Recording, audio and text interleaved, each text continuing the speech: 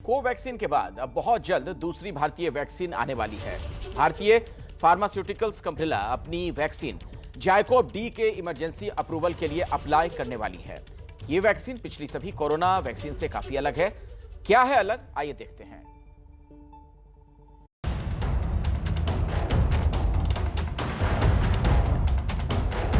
अब तक आपने 1 और 2 डोज वाली कोरोना वैक्सीन के बारे में सुना होगा, लेकिन अब आ रही है 3 डोज वाली वैक्सीन।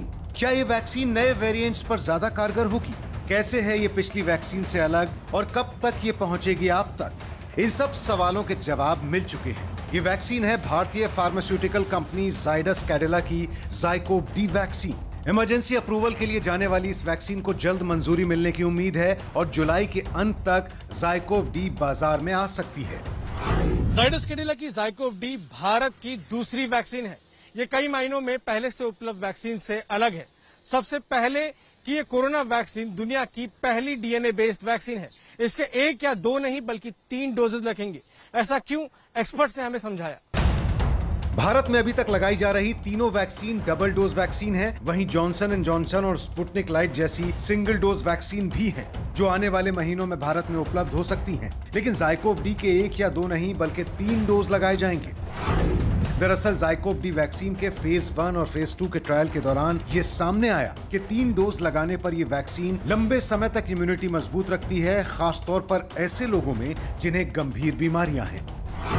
किस डोज में और कितना ड्यूरेशन पे वो देने से फायदा होता है, 1 डोज, 2 डोज, 3 डोज, तो वो ओवरऑल जब वैक्सीन इफिकेसी, सेफ्टी, सारा डेटा को देखते हैं तो उसमें एक बैलेंस अप्रोच अपनाया जाता है। वो डोज उस पर निर्धारित होता है जो क्लिनिकल ट्रायल का रिजल्ट आता है।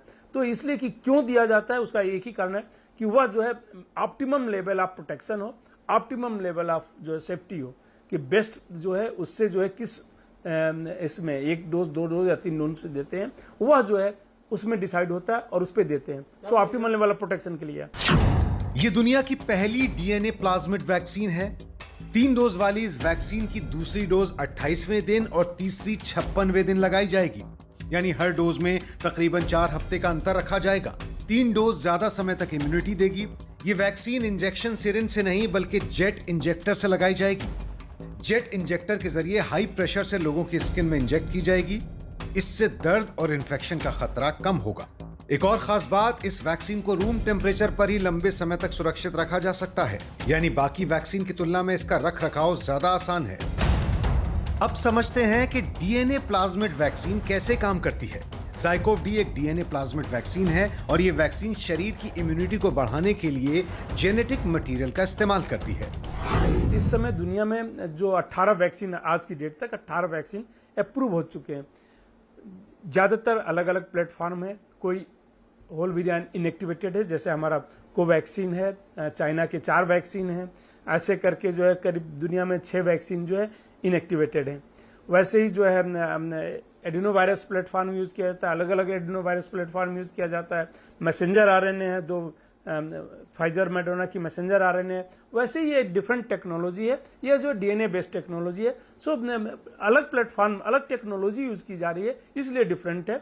सबके जो काम करने का ढंग होता है वो मैकेनिज्म अलग होता है, बट एंड जो ये होता है, अल्टीमेट एम जो होता है कि डिजीज को प्रिवेंट करना, एंटीबॉडीज बनाना और डिजीज प्रिवेंट करना, वो सेम होता है।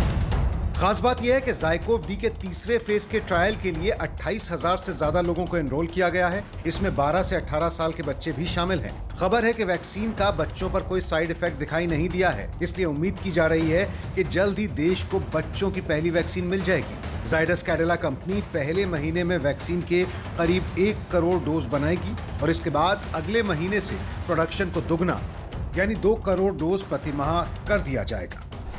खबर है कि जाइकोव डी जुलाई के अंत तक उपलब्ध हो जाएगी।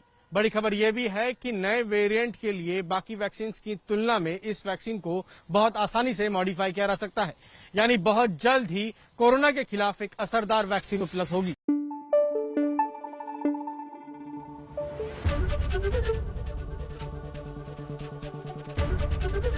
एबीपी न्यूज आपको रखे आगे।